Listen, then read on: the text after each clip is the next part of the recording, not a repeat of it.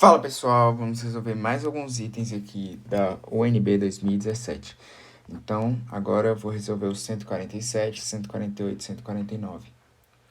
Ele fala o seguinte: o diodo semicondutor é um componente eletrônico que tem duas polaridades, o ânodo, terminal positivo, e o cátodo, terminal negativo, formado por uma junção PN, como ilustrado na figura acima.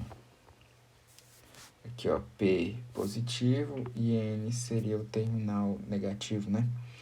O diodo semicondutor é chamado de retificador, pois permite a passagem de corrente elétrica apenas quando está conectado no circuito. Na forma denominada direta ou de maneira mais simplificada, funciona como se fosse uma válvula, que só deixa a corrente passar pelo circuito em um sentido. Beleza, então. A partir das informações do texto, infere-se que, para o diodo opere na forma direta, o polo negativo da bateria deve ser ligado ao ânodo. Bora ver. O ânodo está sendo positivo aqui. Então, para ele tem que receber corrente positiva, né? Não pode ser negativa. Então, aqui está errado. Ou seja, o polo positivo deve ser ligado ao ânodo. Eles tiraram isso aqui, né? Então, e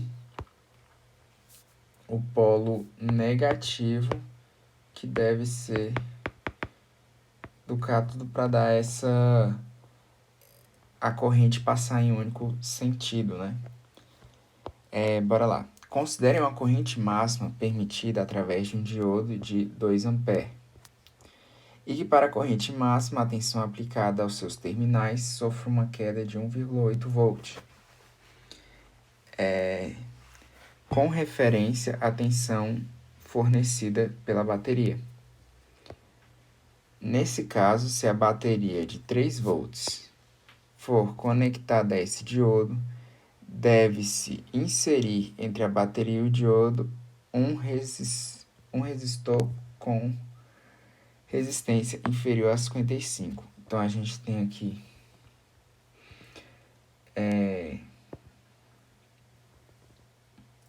um resistor, né? A gente vai ter uma bateria aqui.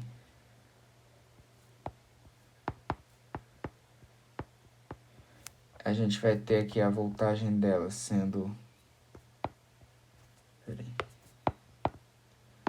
A voltagem sendo 3, né?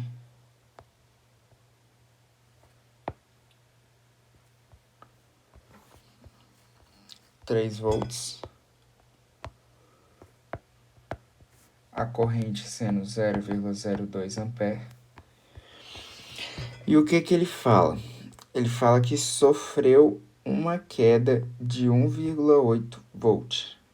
Ou seja, daqui para cá caiu 1,8 volts. Se cair 1,8 volts, aqui a DDP será de 1,2. Por quê? Porque vai ser 3 volts menos 1,8 volts, e isso é igual a 1,2 volt.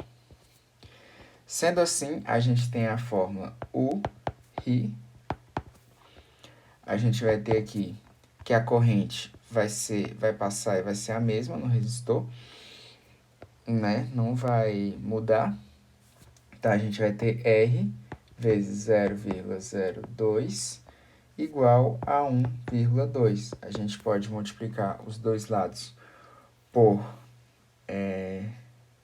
100, aqui vai dar 12. Deixa eu ver. Por 100, vai adicionar 2 zeros. Então, 2, 120. Aqui vai ficar 2. Então, R vai ficar 60 ohms.